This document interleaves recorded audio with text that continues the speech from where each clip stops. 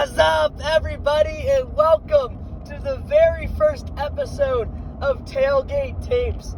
My name is Wade Del Portal, and I love football just a little bit more than the average person. And bear with me, I am recovering from a sickness, and I'm recording this from the car, but I am trying to get this out before week one kicks off. The basis of this show is going to be kind of to the likes of a Part of the Interruption, based off my guys Tony Kornheiser and Michael Wilbon. Love that show. We're just going to try to get as much information to you in around 30 minutes or so, and see what kind of topics we can cover. This show will primarily be football, but during those dry spells, we're going to see what type of action we can get out to you guys, especially the NBA and even some lacrosse. So that being said, let's get right into it. College football is back, ladies and gentlemen, and I am so excited. The schedule gods have blessed us with another great week, and with rivalries, conference games, and impactful games for the college football playoff, which is all what we all care about. So let's get right into it, and let's start with the Thursday slate. 21 games on Thursday is insane. Of these, the two most intriguing to me are Minnesota versus North Carolina and Colorado versus North Dakota State. You got Bisons versus Buffaloes. Let's start with the least intriguing of the two. So we're going to go down to Minnesota and PJ Fleck. You just know that PJ Fleck's got these boys fired up. He's a player's coach if I've ever seen one. Even at Western Michigan 5 years ago, row the boat, he was always able to get his guys to perform some big games.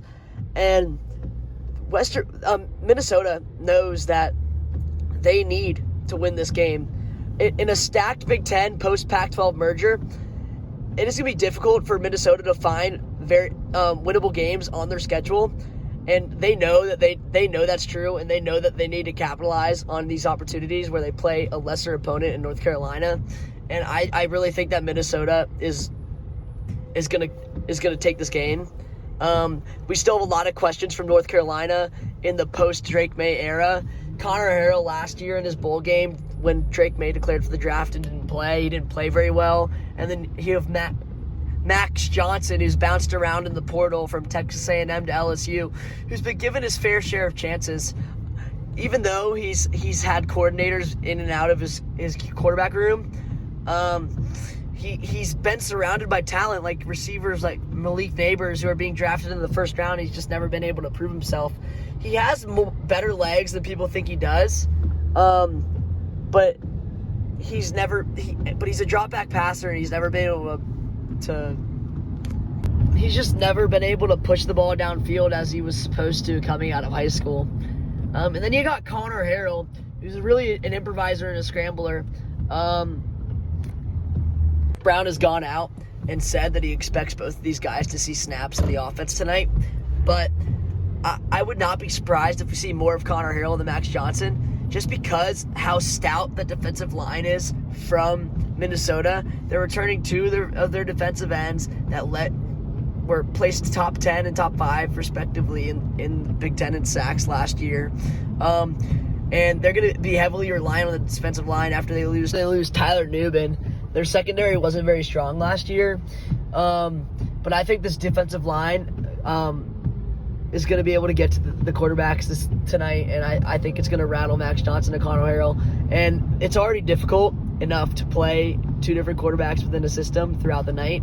And I just think this crowd's going to be behind the Golden Gophers, and I think it's going to be difficult for Mac Brown to pull one out of Minnesota. Though North Carolina is favored by 1.5 points, I would take Minnesota in this game. Kicking off at the same time as North Carolina versus Minnesota is Coach Prime versus FCS powerhouse North Dakota State. North Dakota State is a team that's been dominating the FCS for who God knows how long, at least 10 years, who had an underwhelming performance last season.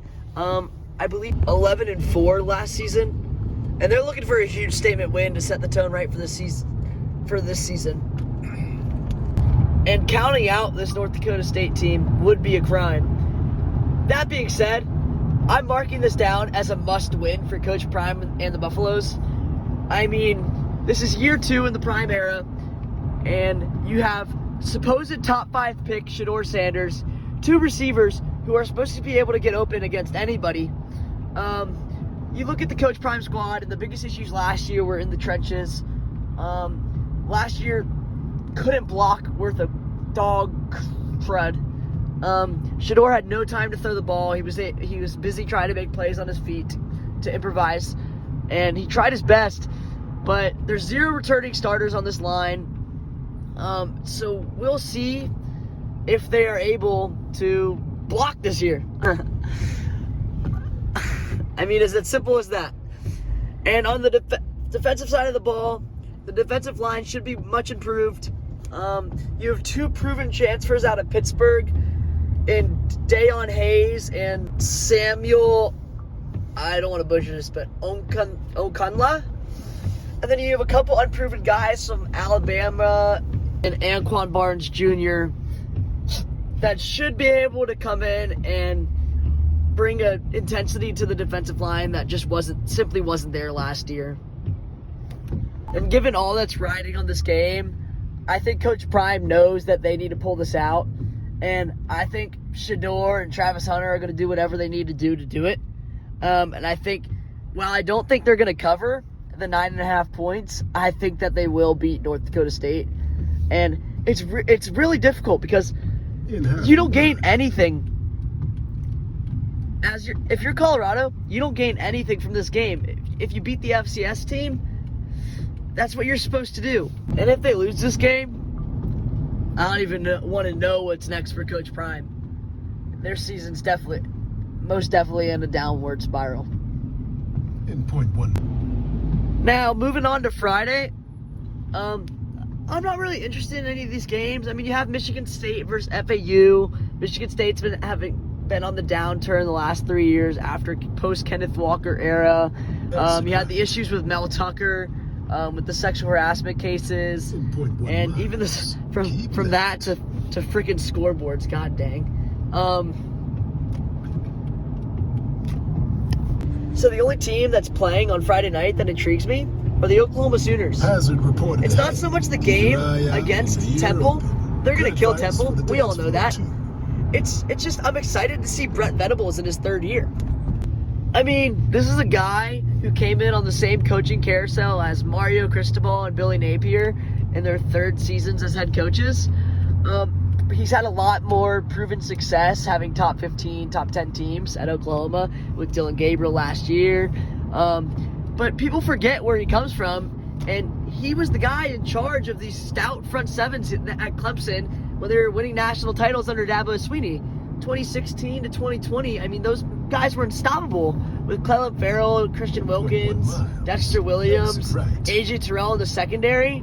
So Brent Venables finally has his guys in. I mean, we saw it last year where their secondary ranked top 10. And I'm excited to see what they're going to do. They're returning all of their production in Cade McCullough and Billy Bowman Jr. Billy Bowman Jr. being a preseason All-American. And then turn right. They're in the SEC now, which will definitely be more difficult. But I think that the secondary is going to cause a lot of problems for teams like Jalen Milroe and Texas, even Texas. I think they're going to go toe-to-toe with Texas this year. And I can't wait to see this Oklahoma team break out of that shell of their old MO the last decade of gunslinging with Sam Bradford, Baker Mayfield, Kyler Murray, Caleb Williams. And I think this team is going to be tough and gritty on defense, and I think that's how they're going to win games. And I think them moving to the SEC is perfect for what this team's identity has become. Now, getting into the Saturday slate. Holy crap, man. I cannot believe the types of matchups that we have in week 1 of the college football season. Usually, we got that one game in Mercedes-Benz Stadium, neutral site, barely matters, one game with playoff implications. There is at least 4 games with playoff implications this weekend. It's insane. Now, to start, I'm going to start with a game that I think is being overlooked. Penn State versus right. West Virginia. Down in Morgantown, the people have been waiting for this one. They've been anticipating it. Anticipation is rising. Classes have shut down on Friday because of the Pat McAfee show. The entirety of Morgantown is ready to absolutely explode. And to be honest, I think it just might. Penn State is a highly talented team. They've got players in Tyler Warren and Trey Wallace, who I think are breakout stars. Trey Wallace, a receiver, and Tyler Warren at tight end. But I still have a lot of questions that I need to be answered personally about Drew Aller. I think that he wasn't able to show up in big-time games last year. He was only able to be productive against teams that they were supposed to beat, and he disappeared against teams like Ohio State and other Big Ten schools that were highly competitive with Penn State last year.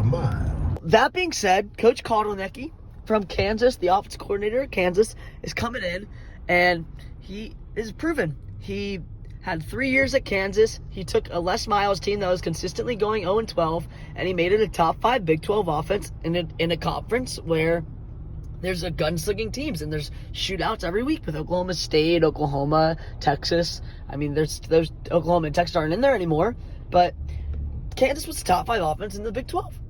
And Coach Kotelnicki, he's very clever with his schemes, and I think it will give Drew Aller an opportunity to take that next step. But I just don't think that Drew Aller is that guy. I do not think he's going to do it, even with the talent that surrounds him. I think that this game is going to come down to the defensive line of Penn State, which was number 1 in rush defense throughout the entire FBS last year, and the dual-headed monster out of West Virginia, who was top 10 in rushing offense last year. And that running back duo of C.J. Donaldson and Jaheim White are going to shine against a very strong defensive line at Penn State. And you know what? If they don't, I think the receiver core of West Virginia, while it's not the top in the Big 12, I believe that they are able to make some plays and step up. And they got a guy named Garrett Green at quarterback who's a freaking baller, man. And whenever you call upon him, he's going to make a play with his legs, and he's going to be able to get the job done for the Mountaineers. And I'm ready for all of this Mountaineer madness, and I'm sitting here looking at their college football playoff odds here at plus 3,000. I'm licking my lips, and you guys are going to be saying, why didn't I take them? Because, I don't know, man. If you set the tone against a top 10 Penn State team, really big statement win, Big Ten team, that's your college football playoff decision win. And that's all I need right now. And then you're in a fairly weak Big 12, and you're looking at yourselves and you're like, we can make a run. And so I just can't wait to see this West Virginia team explode onto the map, especially after a strong ending in the 2023 campaign, finishing 9-4, missed the top 25. I feel like they're being slept on, and I can't wait for them to make an impact on the college football playoff bracket. Now, kicking off at the same time, you got the Bulldogs versus the Clemson Tigers, and I'm not counting out the Clemson Tigers. Not yet. I'm not ready to do it. You got all this talk in Clemson about Dabo not wanting to use the portal, wanting to do it the old way.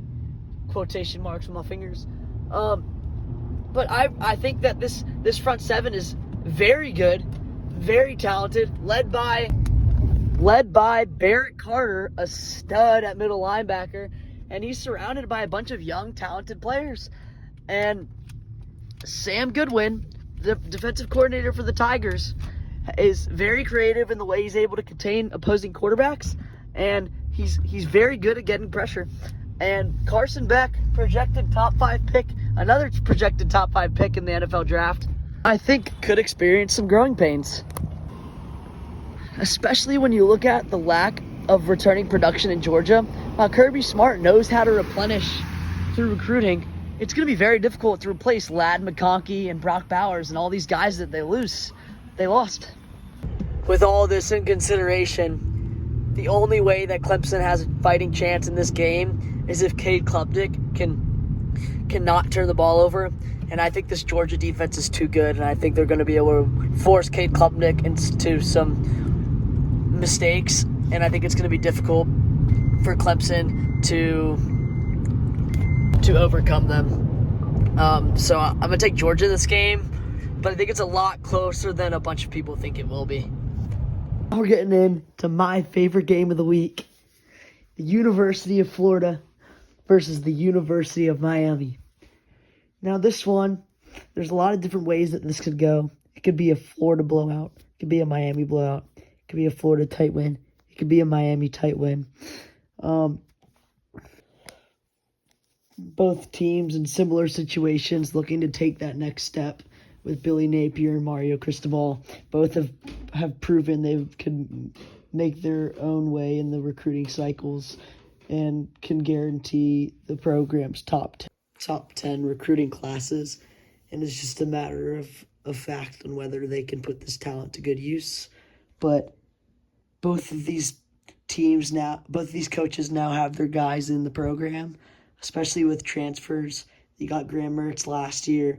You got the infamous Cam Ward, Damian Martinez, and a lot of these players are going in their second years with each coach.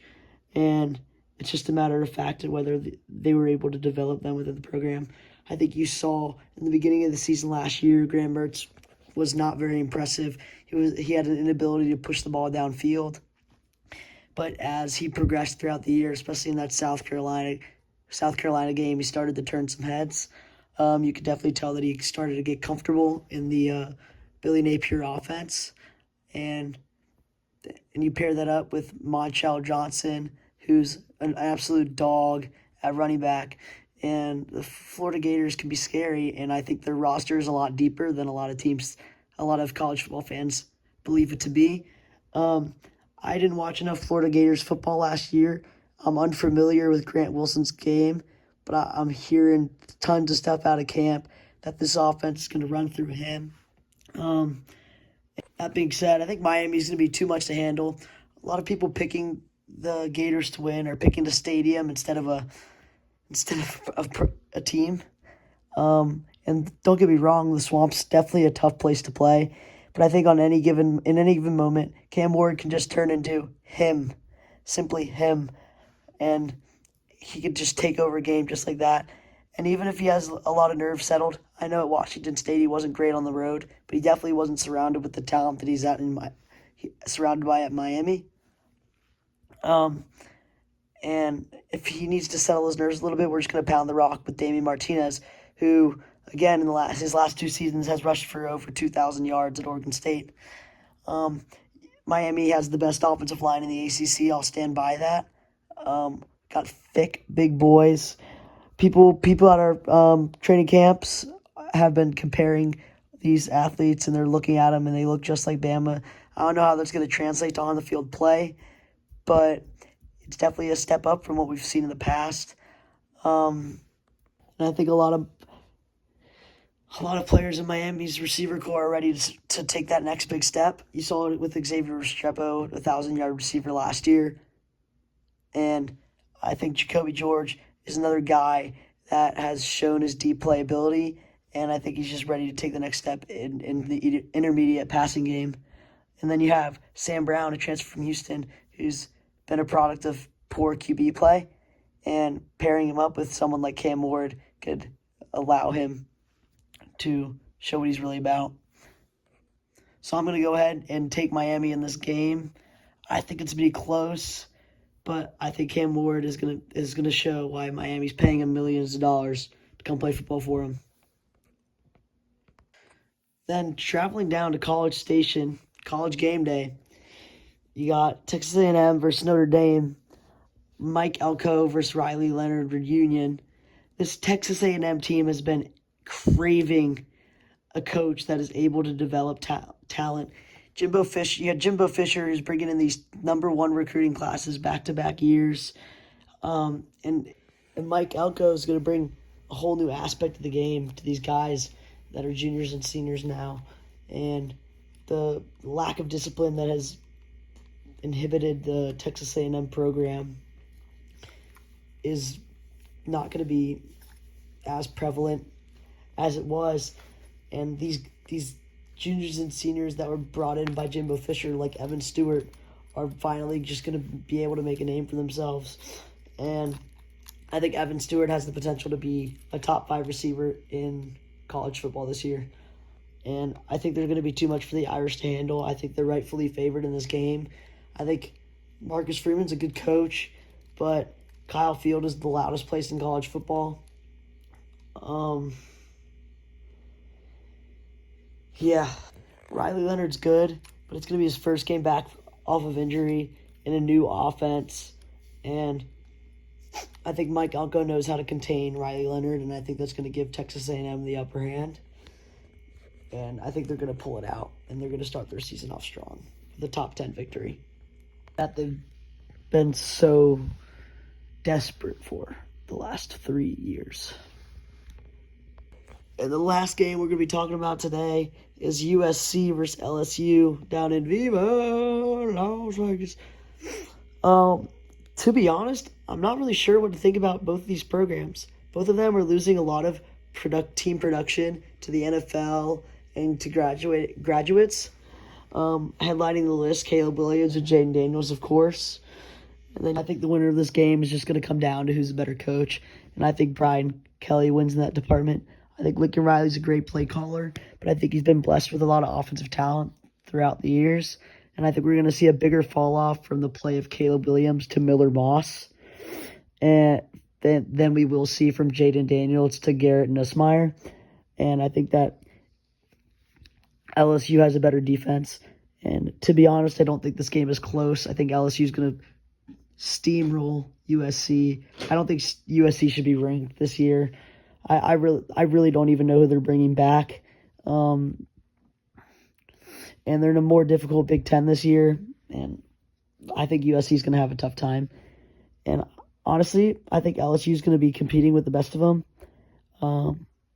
down in the SEC. And I would not be surprised if LSU can clinch a college football playoff berth. I think it's going to be really interesting down the road when they play Alabama. And I think this is going to be a great game because I think these inside front seven like guys like Will Campbell are going to. I think they're just dogs, and I think they're just going to develop really well. And I think that's going to be the difference in this USC LSU game. And I think they'll win by 2 touchdowns. And that's going to round out my primetime matchups for the Week 1 slate of college football. Thanks for tuning in to the first episode of Tailgate Tapes. If you're still listening, I'm sorry for the audio quality. I really wanted to crank this out before we got into this holy blessing of a Week 1. Friendly reminder, the NFL starts in less than 7 days. Oh my God. The drought, the dry spell that your granny has is finally over. Thank you guys. We'll be getting mics soon. Stay classy, YouTube.